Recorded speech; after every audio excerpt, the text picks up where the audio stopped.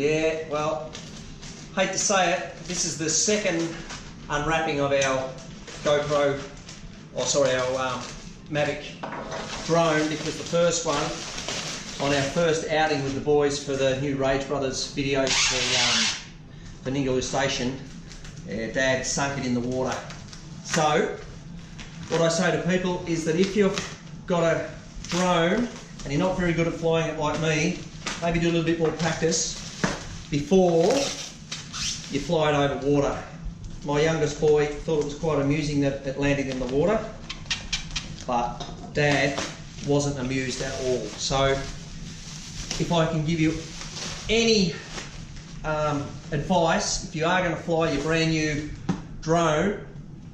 over water, switch off all of the sensors. So go to sports mode, because then when you get it close to the boat, you can land it in the boat immediately, because with the sensors on, the drone will pick up the sides of the boat, especially if you're in a little tinny like we were, and it won't let the drone land immediately. And as the boat moves out of the way and rocks and rolls, our drone hit the side of the boat and fell into the water rather than into the boat. So